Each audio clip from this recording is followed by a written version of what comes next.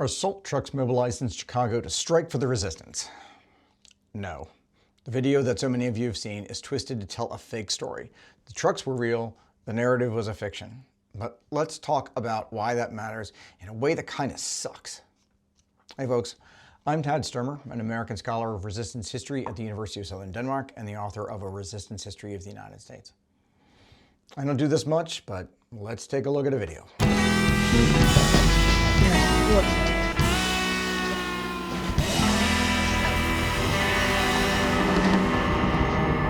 When I saw this yesterday morning, my resistance history spidey senses were sparked. It made no sense. And then I saw creator after creator, especially ones whom I respect, repost it, and so many people comment with legitimate hope and enthusiasm for finally some real action, some actual pushback against these cosplaying agitators. But what this video actually looks like is counter-resistance, and that's what struck me, and a pretty sophisticated kind, because it's primarily psychological.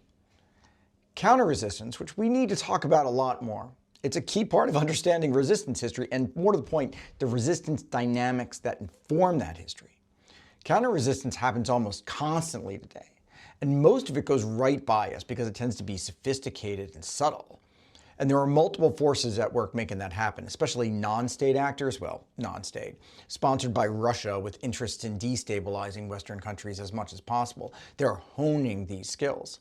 But the clearest actors in the United States are part of the far-right coalition behind the Trump regime. In my study of resistance, there are a few clearer lessons for building and waging effective resistance in this. Communication matters. The Patriot resistance of 1775 needed it. The Black resistance to the American Revolution needed it. The Underground Railroad needed it. The Radical Republicans needed it. And most of them got it and were affected because of it. And the movements that failed didn't. As we've seen time and time again, early reliable information builds trust and hope, and critically, it enables effective action. Late or unreliable information does a resistance no good. It turns risk into actual loss. Time, money, emotions, lives. Early and unreliable, useless. Late and reliable, useless. And ineffective action drains hope, which is as much the lifeblood of resistance as lies are for authoritarians. That's why disinformation is such an effective counter-resistance tool, because it drains hope. Build up a single individual for an opposition that will distract people from organizing collective action.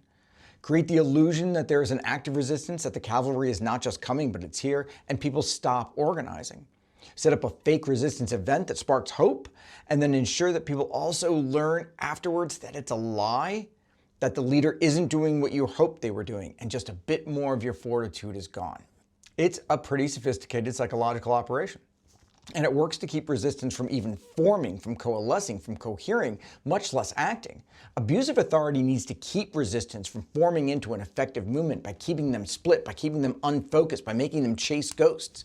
And the holy grail of counter-resistance, making them demoralized, rob them of hope. It's more than just creating an alternative reality of fake news and deception, although there's that. It's also about making sure that people no longer believe that resistance is even possible, that any resistance can be effective, because their leaders let them down. So they stop looking for it. The history bears this out.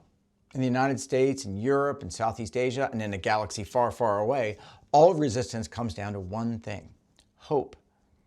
And that's what this episode reveals in this really cynical way. So let's take another quick look. A video showing salt trucks lined up. And it comes with this very clear, pointed alert. Chicago's Mayor, Brandon Johnson, is deploying the trucks to stop ICE from entering Chicago. The whole thing arrives already packaged with a narrative that the original poster could never have known just by driving by and seeing trucks on the side of the road. How do they know what the trucks are doing there? Most people have responded with, trucks lined up. What's that about? I don't see snow in the forecast. Maybe they'd check the streets and sanitation social media. I did, and would have found out about the food fest. But instead, someone packaged it with a pointed story that assigns a provocative and preposterous action to Brandon Johnson. Someone made up this tale about the trucks as resistance. But it's not just any story. It's a resistance fairy tale, targeted and tailored for that, and then they broadcast it, clearly expecting it to do just what it did. It hit all the points. for making something go viral. Spark enthusiasm, get part of the left to chase it as a beacon of hope before the inevitable correction seeps in and causes some level of conflict, even if it's internal conflict, demoralizing it.